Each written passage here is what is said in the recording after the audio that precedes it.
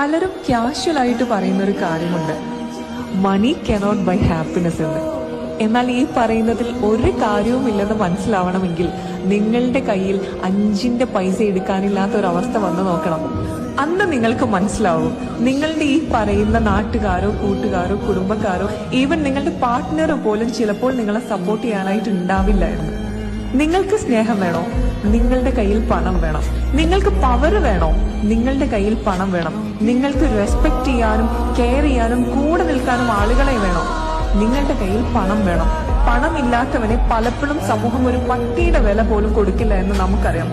ഇന്നത്തെ എല്ലാ കാര്യത്തിന്റെയും അൾട്ടിമേറ്റ് എന്ന് പറയുന്നതും പണം തന്നെയാണ്. നിങ്ങൾ ആഗ്രഹിക്കുന്നത് സ്നേഹമാണെങ്കിൽ, നിങ്ങൾ ആഗ്രഹിക്കുന്നത് പവർ ആണെങ്കിൽ, റെസ്പെക്ട് ആണെങ്കിൽ, നിങ്ങളുടെ കൂടെ നിൽക്കാനും കെയർ ചെയ്യാനും ആളുകളെയാണെങ്കിൽ, get up and start earning.